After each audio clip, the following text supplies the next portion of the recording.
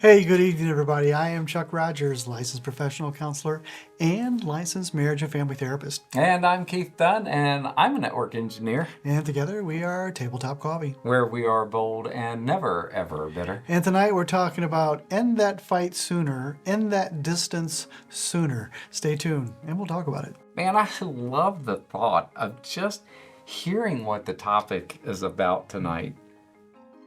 I'm assuming that it has to do with shortening an argument between a couple or whoever it might be having an issue together. Well, yes. However, it came up probably last couple weeks. I was talking with a couple and it wasn't the argument per se. It was like the aftermath of the fight or the aftermath of the unpleasant event through which they were going. Okay. And then it just, there's a nothing, there's a distance, there's a disconnect. People are kind of moving around in the same dwelling, but still they're not talking, they're not enjoying one another's presence. Sure. And so I asked this couple, how long before it's kind of okay again? How long before you're talking? And they said, it can be like 6 to 12 hours. And that was progress because they went on to talk about how in the past it was several days. And so you look at progress, it's down from several days to 6 to 12 hours. But still, it feels terrible, for Doesn't those feel good. 6 to 12 hours. And so I was very, very interested in how do you go from this nothingness and all of a sudden at some point 6 to 12 hours later. Yeah, it's time to make it right. Yeah, you repair at that point. Michelle Weiner-Davis calls them truce triggers. Oh, okay. That it's somehow, some way, it's time to end this. She said it's like animals. They're like fighting. And all of a sudden, it just ends. Okay. Somebody somehow, some way gave somebody a trigger and they stopped it. Well, couples can kind of do that too. So I was very interested in how these couples decide to go from this distance and nothingness to facilitating repair. And I started thinking about moving the end process up. And many years ago, Kim, my lovely wife, wanted to be healthy, and so she was buying bananas. Bananas are good for you. They're great. Got lots of potassium and other things in there as well. And she would be well intended. She would purchase these lovely bananas, in the produce section of Kroger, which is our food, our grocery store. And then she would bring them home, and then she would put them on the counter, and they would turn black, and then we would get them and throw them in the trash. And then the next time she would go to the grocery store, she would want to be healthy and would be well-intended and would purchase these wonderful, beautiful bananas in the produce section of Kroger, bring them home, take them out of the grocery bag, put them on the counter, and they would turn black. And then we would put them in the trash. And so one day she came home from the grocery store. And I reached in the bag and pulled out these beautiful bananas. And I said, sweetheart, do you want me to put these on the counter or do you want me just to throw them directly in the trash? I love it. That's so And she laughed really hard. She took my humor. Right. And I laughed really hard. We had a good laugh over it. And then she says, no, I do need to eat these bananas. And then she realized that she just, doesn't like bananas and they're not really good they don't really work well for her. So she quit buying bananas. Okay. So I was sharing that story with my clients about how I suggested that we just skip this part and go right to the end. Yeah, go right to the trash.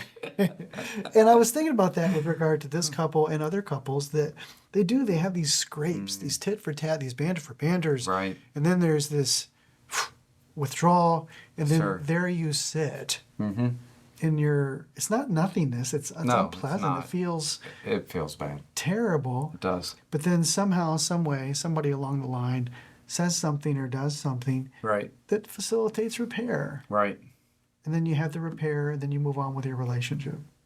Yeah, I think about as you were saying that, and the dance was going through my mind, the turn toward, all of these different things. If you haven't watched the dance, I'm going to put the link for that right here. Our first 5 videos ever on our channel, and they're just phenomenal content. Yeah, they really are. So yeah, please go back and watch those videos. Yeah, be sure and do that. But, as I was thinking about that, I was thinking, man, it just makes sense. Why in the world do we go through this process with our spouse or anyone else, but really our spouse? Yeah. And we're going through it and we're like, you're going to repair. You know you're going to. You know that it's going to be okay. It's not like it's the end of things, unless it really is the end of things.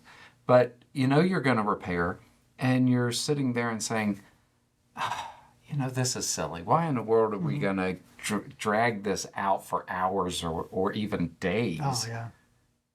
Wouldn't it be nice to just turn around and be able to deflood, take maybe 20 minutes, deflood, and then go to the other person and say, you know what, I sure do love you. What can I do to make this right? Or what can I do to repair this with you?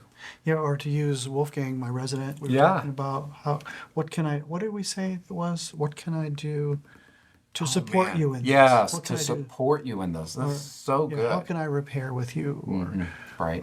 Let's talk. Some type of turn toward. Please go back and watch those videos. Yeah. But you got to make sure that both people aren't flooded. We've got a video on that as well. Right. So make sure that people had enough time for their brains to cool off, but usually 20 or 30 minutes will do it. Right. Sometimes 60 minutes or a little more. Yeah. But not several hours. No. So I guess the challenge here is this. Why don't you go to your significant other and ask them while you're feeling good, while you're doing well, say, likely the time will come when we're at odds again, and then there's that distance. What do you think would be something that I could do, you could do, we could do, that would make that difference?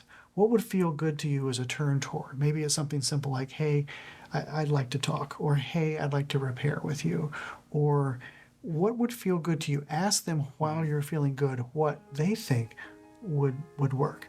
And then the other thing is, would you please, in the comments down below, write down what it is that you do or what your partner does. That's good. That seems to work well for you. Yeah, that's great. And that would give us ideas and other people ideas about ways that people can turn toward to facilitate repair in their relationships. Yeah, let's start a conversation about this. It's great. And if you like what we've talked about, would you please subscribe? Because we would both really appreciate that. Yes, we sure would. And ding that bell so you're notified of upcoming episodes. And make sure to like it. Yeah, share it with your friends. Thanks, everyone. Until next time. I was watching this program where the Japanese do something different in their grocery stores with bananas. They will package their bananas by day.